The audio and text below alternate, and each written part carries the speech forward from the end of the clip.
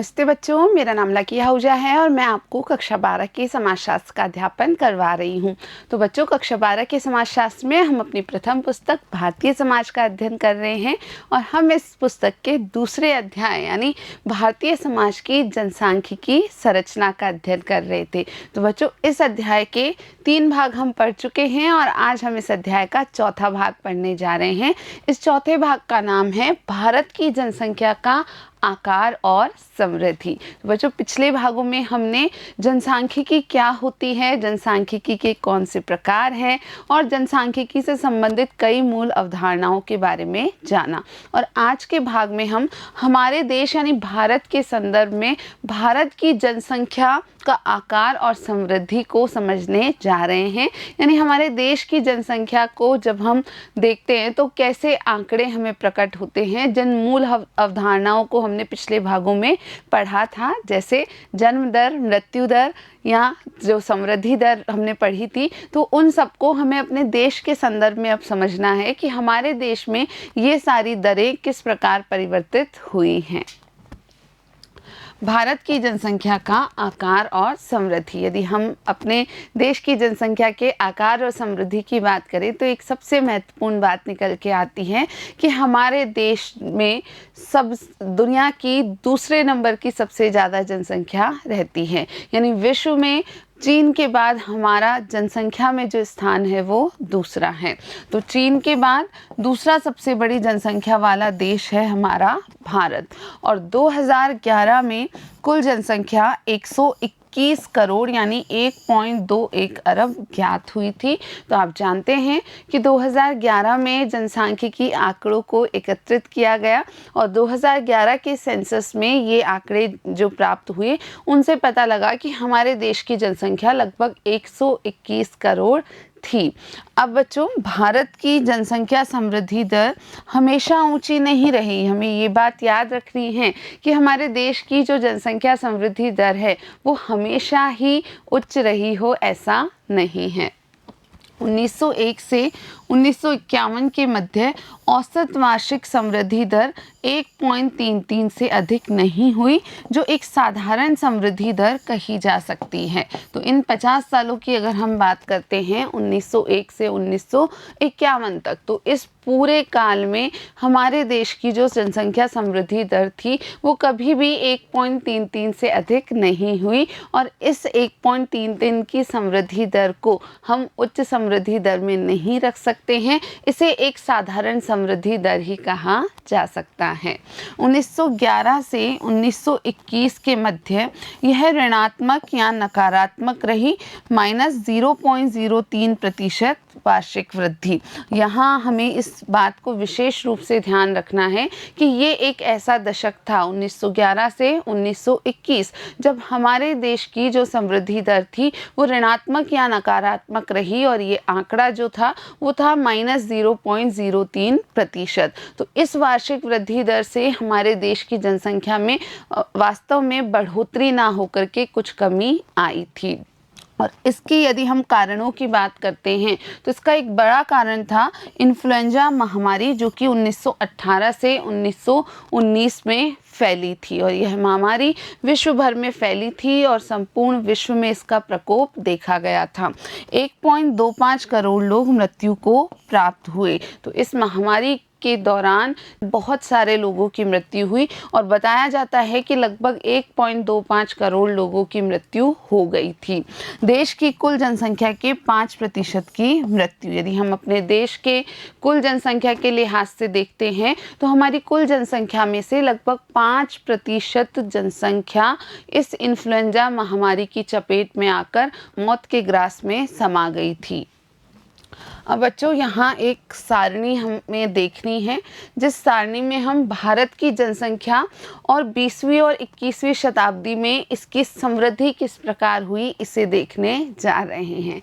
ठीक है बच्चों, आप देखें, पहला जो कॉलम है यहाँ वर्ष लिखे हुए हैं, दूसरे कॉलम में जनसंख्या, कुल जनसंख्या लिखी गई है लाखों में, तीसरे कॉलम में औसत वार्षिक समृद्धि दर लिखी गई है प्रतिशत में, और उधर यानी आखिरी वाले कॉलम में दशकीय समृद्धि दर लिखी गई है प्रतिशत में। ठीक है बच्चों, अब यहाँ हमें इन वर्षों के अनुसार यह देखना है कि कब कैसे आंकड़े प्राप्त हुए। यह तालिका आपको आपकी पुस्तक में भी उपलब्ध है, आप वहाँ भी इसको आसानी से देख सकते हैं। तो सबसे पहले हम बात करते हैं 1901 की। तो 1901 में हमारे देश की जो कुल जनसंख्या थी वो थी 238 लाख, और यह है क्योंकि पहला दशक था या पहला वर्ष था जब जनसंख्या की गणना की गई, इसलिए औसत वार्षिक समृद्धि दर या दशकीय समृद्धि दर के आंकड़े उपलब्ध नहीं थे। अब हम बात करते हैं 1911 की, यानी 1901 से 1911 में क्या परिवर्तन आया। तो अब कुल जनसंख्या हो गई 252 लाख, और ये जनसंख्या जो कि बढ़ी थी तो वहाँ औसत वार्षिक समृद्धि दर जो थी वो थी 0.56%। और वहाँ दशकीय समृद्धि दर की हम बात करें यानी पूरे दशक में कुल कितनी जनसंख्या की दर रही या कितनी बढ़ोतरी हुई, तो वो थी 5.8%। इसी प्रकार 1921 की अगर हम बात करते हैं कि 1911 से 1921 में जनसंख्या में कितना परिवर्तन आया, तो देखिए बच्चों, यहाँ जनसंख्या 252 लाख से 251 लाख ही रह गई, यानी बजाय बढ़ने के इन 10 वर्षों का जो आंकड़ा था उसने ये प्रदर्शित किया कि जनसंख्या में कमी आ गई थी। और यही वास्तव में आप नकारात्मक समृद्धि दर को देख सकते हैं। तो यदि हम औसत वार्षिक समृद्धि दर की बात करें तो -0.03% यह दर रही, जबकि दशकीय समृद्धि दर की बात करें तो इस पूरे दशक में ही नकारात्मक समृद्धि दर देखी गई और वो थी -0.3%।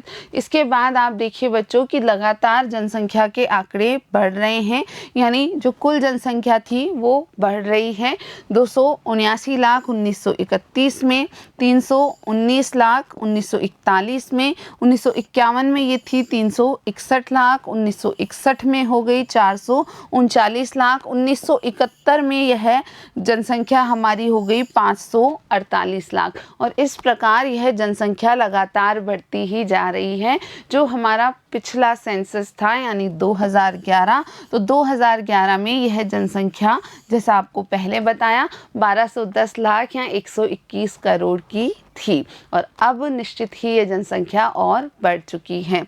अब बच्चों यहाँ पर आपको एक और महत्वपूर्ण बात ध्यान रखनी है कि इन जनसंख्या की बढ़ोतरी के साथ औसत वार्षिक समृद्धि दर और दशकीय समृद्धि दर भी लगातार बढ़ती ही जा रही है। लेकिन यहाँ आप देखिए कि 1971 का जो वर्ष है उसके बाद से जो वृद्धि दर है, ये देखिए समृद्धि दर को आप देखिए कि 1961 से 1971 में जो वार्षिक समृद्धि दर थी वो थी 2.22%, और इसी प्रकार दशकीय समृद्धि दर थी 24.8%। लेकिन इसके बाद यह इतनी ज़्यादा नहीं बढ़ रही है, यानी इससे कम ही बढ़ोतरी हो रही है। जैसे आप 1981 के दशक में देखिए कि ये जनसंख्या, यदि हम वार्षिक दृष्टि से देखें तो वार्षिक समृद्धि दर आई है 2.20% और दशकीय समृद्धि दर आई है 24.7%, और उसके बाद लगातार ये वार्षिक समृद्धि दर और दशकीय समृद्धि दर कुछ कम ही हो रही हैं। तो ये आंकड़े हमारे लिए काफ़ी महत्वपूर्ण है बच्चों। हमें अपने देश की जो जनसांख्यिकी संरचना है उसे बहुत अच्छे से समझने की आवश्यकता है। अब यहाँ हम इस चार्ट के द्वारा जन्म दर और मृत्यु दर को आसानी से समझ सकते हैं। तो बच्चों यहाँ आप जन्म दर के आंकड़े भी देख पा रहे हैं और मृत्यु दर के भी, और यहाँ यह स्पष्ट है कि 1901 से 1910 का जो दशक था उसके बाद यह मृत्यु दर एक बार बढ़ी है, यानी 1911 से 1920 वाले दशक में, और उसके बाद लगातार ही यह मृत्यु दर कम होती जा रही है। वहीं यदि हम जन्म दर की बात करते हैं तो मृत्यु दर की तुलना में जन्म दर में यद्यपि कमी तो आई है, जैसे खासकर आप यहाँ एक बड़ा अंतर देख सकते हैं 1931 से 1940 से दशक के बाद 1941 से 1950 के दशक में एक बड़ी कमी आई जन्म दर में, लेकिन उसके बाद ये जन्म दर जो है ये कम तो हो रही थी, लेकिन बहुत अधिक कम नहीं हो रही है। यानी जिस प्रकार मृत्यु दर में तेजी से परिवर्तन आया है, उतने तेजी से परिवर्तन जन्म दर में अब तक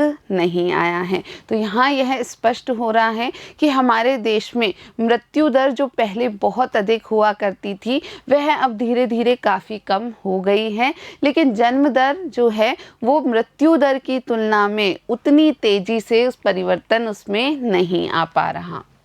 1931 से पहले जन्म व मृत्यु दर दोनों ही ऊंची रही। तो 1931 से पहले जन्म दर भी ऊंची रही और मृत्यु दर भी काफ़ी ऊंची रही।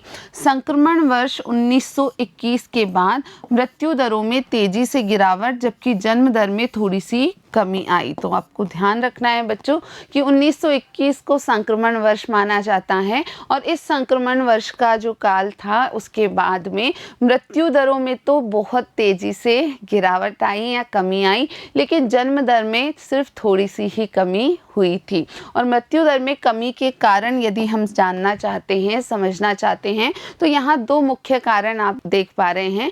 पहला था महामारी व अकाल पर नियंत्रण। तो 1921 से पहले जब महामारी और अकालों का प्रकोप होता था तो उन पर नियंत्रण पाना आसान नहीं था और एक बड़ी जनसंख्या उनसे प्रभावित होती थी। लेकिन 1921 के दशक के बाद में धीरे धीरे जैसे जैसे विकास के पथ पर हम आगे बढ़े, वैसे वैसे अकाल और महामारी पर नियंत्रण थोड़ा सा अच्छे से किया गया और इस कारण से जो मृत्यु दर थी उस पर काफ़ी नियंत्रण पा लिया गया। इसी प्रकार ज्वर, प्लेग, चेचक, हैज़ा जैसी विनाशक बीमारियों की रोकथाम की गई। तो ये ऐसी बीमारियां थी जो उस ज़माने में या हम कहें 1921 से पहले बहुत ज़्यादा गंभीर बीमारियां मानी जाती थी और इन सभी बीमारियों से बहुत सारे बच्चों की जन्म के बाद में ही मृत्यु हो जाती थी। लेकिन धीरे धीरे चिकित्सा सुविधाओं में विस्तार हुआ, नए नए जो अनुसंधान हुए उनके फलस्वरूप इन सभी बीमारियों पर नियंत्रण पाया गया। तो बच्चों को अब ज्वर, प्लेग, चेचक, हैज़ा जैसी बीमारियों के टीके लगाए जाने लगे। स्पेनिश फ्लू या great influenza epidemic, 1918 influenza pandemic. तो बच्चों अब हम एक विशेष जो महामारी हुई उसकी बात करते हैं, खासकर स्पेनिश फ्लू या ग्रेट इन्फ्लुएंजा एपिडेमिक, या इसे हम 1918 का इन्फ्लुएंजा पेंडेमिक भी कहते हैं। तो इस एपिडेमिक से जनवरी 1918 से दिसंबर 1920 तक लोगों को जूझना पड़ा और संपूर्ण विश्व पर ही इस महामारी का प्रकोप रहा। इसके अलावा इसका जो वायरस स्ट्रेन था वो था AH1N1 और इस बीमारी से लगभग 50 करोड़ लोग संक्रमित हो गए थे। 1/4 आबादी संक्रमित हुई थी, यानी संपूर्ण विश्व की लगभग 1/4 आबादी इस महामारी से संक्रमित हो गई थी। 1.70 करोड़ से 5 करोड़ की मृत्यु, लगभग 1.70 करोड़ से 5 करोड़ लोगों की मृत्यु का अनुमान इस महामारी में लगाया गया था। उसके अलावा भारत की 5% जनसंख्या की मृत्यु, यदि हम भारत की, हमारे देश की बात करते हैं तो हमारे देश की लगभग 5% जनसंख्या की मृत्यु इस महामारी से हो गई थी। अब बच्चों यहाँ दो शब्द हैं, पेंडेमिक और एपिडेमिक। ये दोनों शब्द आपको बहुत अच्छे से समझने हैं। पेंडेमिक का व्यापक क्षेत्र होता है, यानी ऐसी बीमारी, ऐसी महामारी जो कि एक बहुत व्यापक क्षेत्र में, बहुत बड़े क्षेत्र में फैलती है, या एक प्रकार से लगभग हर जगह पर यह बीमारी व्याप्त हो जाती है, उसे नाम दिया जाता है पेंडेमिक। इसकी तुलना में एपिडेमिक जो शब्द है वो सीमित क्षेत्र में फैलने वाली बीमारी के लिए उपयोग लिया जाता है। तो ऐसी बीमारियां, ऐसी महामारियां जो किसी विशेष क्षेत्र में ही फैलती हैं, उन्हें हम एपिडेमिक का नाम देते हैं। और पेंडेमिक और एपिडेमिक दोनों शब्द आपको बच्चों याद रखने हैं। मलेरिया, क्षय, पेचिस, दस्त जैसी बीमारियां आज भी जानलेवा, हालांकि महामारी जितनी मृत्यु नहीं होती। यदि हम हमारे देश के संदर्भ में बात करें तो कुछ बीमारियां बच्चों के लिए आज भी जानलेवा बनी हुई है, जैसे मलेरिया, क्षय, पेचिस और दस्त जैसी बीमारियां आज भी बच्चों को काफ़ी अधिक प्रभावित करती है, लेकिन महामारी जितनी मृत्यु इन बीमारियों से नहीं होती है। जैसे हम एक उदाहरण देखते हैं तो प्लेग नामक बीमारी फैली सूरत में सन 1994 में और इसने एक महामारी का रूप लिया और उस क्षेत्र में यानी सूरत में बहुत सारे लोग इस बीमारी से संक्रमित होकर के और मृत्यु के गास में समा गए। डेंगू व चिकनगुनिया 2006 में देश के अनेक भागों में, ऐसे ही एक उदाहरण है डेंगू और चिकनगुनिया का। ये बीमारियां भी 2006 में देश के कई सारे भागों में फैली थी और एक बहुत बड़ी जनसंख्या को इन बीमारियों ने भी प्रभावित किया था। अब बच्चों हम बात करते हैं अकाल की। अकाल भी हमारे देश में लोगों की मृत्यु का एक बड़ा कारण रहे। या 1921 से पहले की हम बात करें तो जो मृत्यु दर बहुत अधिक बनी हुई थी उसमें अकाल भी अपनी भूमिका निभाते थे। अकाल भी बढ़ती मृत्यु दर के पुनरावर्तक स्रोत माने गए। अकाल के कई कारण थे, तो वास्तव में अकाल के कई सारे कारण माने जाते थे। जहाँ खेती वर्षा पर निर्भर वहाँ उपज कम होती थी, लोग गरीबी व कुपोषण का शिकार हो जाते थे। तो ऐसे स्थान जहाँ पर खेती सिर्फ वर्षा पर निर्भर रहती है और वर्षा असमान रहती है या असमय होती है, तो ऐसी स्थिति में ऐसी जगहों पर उपज बहुत कम होती थी और कम उपज के कारण गरीबी और कुपोषण का लोग शिकार हो जाया करते थे, यानी उनको खाद्यान्न प्राप्त नहीं होता था और इस कारण वे कुपोषित रह जाते थे। परिवहन व संचार के साधनों का अभाव, और इस एक कारण के अलावा एक अन्य कारण ये भी था कि उस ज़माने में हमारे देश में परिवहन व संचार के साधनों का अभाव था। इस कारण कोई व्यक्ति यदि किसी बीमारी से ग्रस्त होता था तो उसे जल्दी से इलाज भी उपलब्ध नहीं हो पाता था।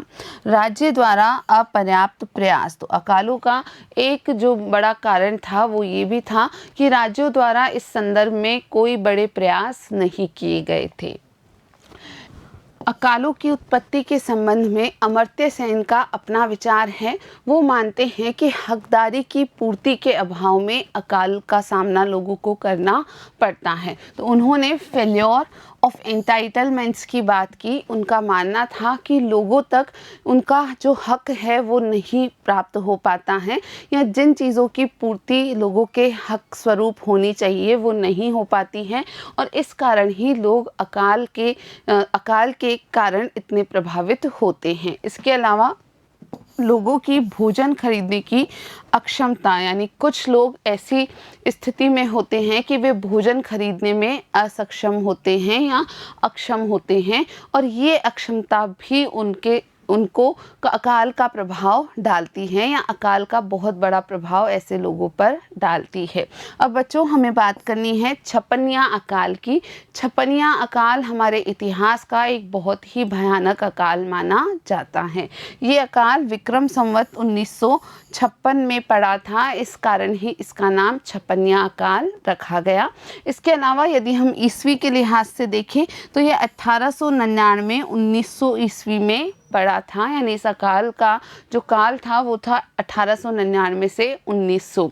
इंपीरियल गजेटियर ऑफ इंडिया में ब्रिटिश प्रांत के ज़िलों में लगभग 10 लाख लोग मारे गए। तो ये इंपीरियल गजेटियर ऑफ इंडिया में लिखा गया कि उस दौरान यानी 1899 से 1900 में जो अकाल पड़ा, उस अकाल में ब्रिटिश प्रांत के लगभग 10 लाख से अधिक लोग मारे गए थे। और ये 10 लाख की संख्या अकाल से मरने वाले लोगों की एक बहुत बड़ी संख्या है, और पूरे इतिहास में इस अकाल को लोग जानते हैं कि ये एक बहुत ही भयानक किस्म का अकाल था। अकाल से मृत्यु में कमी के कारण। अब हमने बच्चों जाना कि मृत्यु दर की कमी का एक जो कारण था वो यह था कि अकाल से जो मृत्यु होती थी उसमें भी धीरे धीरे कमी आ गई थी। कृषि उत्पादकता में वृद्धि, मुख्यतः सिंचाई में विस्तार। तो एक जो संबंधित तथ्य है वो ये है कि धीरे धीरे कृषि उत्पादकता में वृद्धि होने लगी और ख़ासकर सिंचाई में काफ़ी विस्तार हुआ, यानी सिंचाई की सुविधाएं अब और अच्छे से उपलब्ध होने लगी। संचार साधनों में सुधार, इसके अलावा अकाल से पीड़ित होने पर जो एक मुख्य हमने कारक देखा कि संचार की सुविधाएं उपलब्ध नहीं थी, परिवहन उपलब्ध नहीं था, अब लोगों को संचार साधन भी सुलभ रूप से उपलब्ध होने लगे थे। सरकारी राहत व निरोधक उपाय जैसे कि नरेगा, इसके अलावा कालांतर में सरकार द्वारा भी कई सारे निरोधक उपाय अपनाए गए, राहत के उपाय अपनाए गए, ताकि लोगों को यदि कि ऐसी स्थिति का सामना करना पड़े कि उनके पास भोजन खरीदने के लिए भी पूंजी नहीं है, तो ऐसी स्थिति वो उससे बाहर निकल पाए, ऐसी स्थिति से निपट पाए। जैसे कि नरेगा जैसी योजना की शुरुआत की गई। नरेगा, जिसको हम राष्ट्रीय ग्रामीण रोजगार गारंटी अधिनियम के नाम से जानते हैं, यह 2005 में पारित हुआ और फरवरी 2006 से इसे लागू किया गया। तो नरेगा एक ऐसा कानून है जिसके तहत प्रत्येक परिवार को विशेष दिनों का रोजगार उपलब्ध कराया जाता है और ग्रामीण क्षेत्रों में हर परिवार से किसी न किसी व्यक्ति को, यदि उनके पास रोजगार नहीं है, तो निश्चित दिनों के लिए रोजगार की गारंटी सरकार द्वारा दी जाती है। इस नरेगा को ही 2009 से मनरेगा के नाम से जाना जाने लगा, यानी महात्मा गांधी राष्ट्रीय ग्रामीण रोजगार गारंटी अधिनियम। जन्म दर में तेजी से गिरावट नहीं आई। अब हमने ये देखा कि यद्यपि मृत्यु दर में तो काफ़ी तेजी से गिरावट आई थी, लेकिन जन्म दर में तेजी से गिरावट नहीं आई थी। ऐसा क्यों? क्योंकि जन्म दर सामाजिक सांस्कृतिक प्रघटना है। यहाँ ये याद रखना आवश्यक है कि जन्म दर वास्तव में एक सामाजिक सांस्कृतिक प्रघटना मानी जाती है और यहाँ जो कारक संबंधित हैं जन्म दर से वो क्या क्या हो सकते हैं। तो पहला है समृद्धि स्तर में वृद्धि, कि लोगों की समृद्धि स्तर में जैसे जैसे वृद्धि हुई वैसे वैसे लोगों की जन्म दर बल्कि और अधिक बढ़ने लगी, या हमारे देश की जन्म दर में और अधिक बढ़ोतरी होने लगी। इसके अलावा शिशु मृत्यु दर में कमी, क्योंकि शिशु मृत्यु दर में लगातार कमी आ रही थी, तो स्वतः ही जन्म दर जो थी वो ऊंची बनी रही या उसमें इतनी कमी नहीं आई। शिक्षा तथा जागरूकता में वृद्धि, इसके अलावा शिक्षा तथा जागरूकता में वृद्धि होने के साथ ही धीरे धीरे जन्म दर में कुछ कुछ कमी हमारे देश में देखी जा रही है। यदि हम हमारे देश में राज्यवार जन्म दरों को देखते हैं, जो कि 2017 के अनुसार है, तो हमें ये आंकड़े प्राप्त होते हैं कि हमारे पूरे देश में सभी राज्यों में एक समान स्थिति नहीं है। कुछ राज्य ऐसे हैं जिनकी जन्म दरें काफ़ी उच्च हैं और कुछ राज्य ऐसे हैं जिनकी तुलनात्मक रूप से जन्म दरें काफ़ी कम आ रही हैं। तो ये राज्य कौन कौन से हैं आपको यहाँ जानना है। तो यदि हम उच्च जन्म दर वाले राज्यों की बात करते हैं तो लगभग 25.7 से अधिक जन्म दर वाले राज्य हैं राजस्थान, उत्तर प्रदेश, मध्य प्रदेश और बिहार। ये 4 ऐसे राज्य हैं जिनमें संपूर्ण देश में सबसे अधिक जन्म दर प्राप्त हुई है। इसके बाद यदि हम सबसे कम जन्म दर की बात करते हैं, यानी 15.2 से कम, तो आपको ध्यान रखना है कि केरल, तमिलनाडु जो हमारे दक्षिणी राज्य हैं, पंजाब, इस प्रकार के राज्य हैं जहाँ पर कि काफ़ी कम जन्म दर आ रही है या प्राप्त हुई है। गोवा भी इन्हीं राज्यों में से एक है जहाँ जन्म दर काफ़ी कम है, 15.1 से भी कम है। इसके अलावा बाकी बचते हैं ऐसे राज्य जिनमें ना तो जन्म दर बहुत ऊंची है ना ही बहुत नीची है। जैसे हम देख सकते हैं कि औसत जो जन्म दर है लगभग 23.6% की जन्म दर वो देखी जा सकती है छत्तीसगढ़ में, झारखंड में, असम में और मेघालय में। इसी प्रकार जो 20.7 की लगभग औसत की जन्म दर है वो आप देख पा रहे हैं गुजरात में, उसके अलावा कर्नाटक में और आंध्र प्रदेश में, ओडिशा में, उत्तराखंड में और हरियाणा में। तो यहाँ आप यह जान पा रहे कि अधिकतर राज्यों की जो जन्म दरें हैं वो अब औसत के अधिक नज़दीक हैं। कुछ ही ऐसे राज्य हैं जिनकी जन्म दरें काफ़ी अधिक हैं और कुछ राज्य ही अब तक उस स्थिति में आ गए हैं जिनकी जन्म दरें काफ़ी कम हो चुकी हैं। बिहार, मध्य प्रदेश, राजस्थान, उत्तर प्रदेश, ऐसे राज्य जहां प्रजनन दर 3 या इससे ऊपर। 2009 के आंकड़ों के अनुसार हम यह बता सकते हैं कि बिहार, मध्य प्रदेश, राजस्थान और उत्तर प्रदेश 4 ऐसे राज्य हैं जहां पर प्रजनन दर या तो 3 है, यहाँ उससे भी अधिक है। और ये प्रजनन दर निश्चित ही काफ़ी अधिक है और इसी कारण इन राज्यों की जन्म दरें भी काफ़ी उच्च हैं। 2015 में आंकड़ों के अनुसार भारत में कुल जन्म दर 20.2% है। तो वास्तव में हमारे यहाँ की जो औसत जन्म दर प्राप्त होती है वो होती है 20.2%। अब ये जो हमारी जन्म दर है पूरे देश की 20.2%, उसमें यदि हम ग्रामीण क्षेत्र की बात करें तो यहाँ हमारी जन्म दर प्राप्त होती है 22.4%, जबकि जो शहरी क्षेत्र है या नगरीय क्षेत्र हैं वहाँ यह थोड़ी कम है, यानी 17.3%। तो यह एक स्पष्ट अंतर दिखाता है कि ग्रामीण क्षेत्रों में अब तक जन्म दर को लेकर के उतनी जागरूकता नहीं आई है जितनी कि शहरी क्षेत्र में आ चुकी है। भारत में सर्वाधिक जन्म दर उत्तर प्रदेश 25.9% तथा बिहार 26.4% है। तो हमारे देश में सबसे ज़्यादा जन्म दरें जो प्राप्त हुई हैं वो हैं उत्तर प्रदेश की 25.9% और बिहार की 26.4%। ये राज्य 2026 तक भारत की कुल जनसंख्या का लगभग आधा यानी 50% बढ़ा सकते हैं।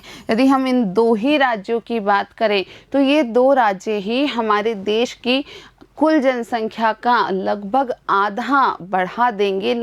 यदि हम बात करें 2026 की, कि अकेला यूपी लगभग 1/4 यानी 22% तक बढ़ा सकता है। तो लगभग 1/4 या 22% तक की जनसंख्या तो अकेले यूपी राज्य द्वारा ही बढ़ जाएगी।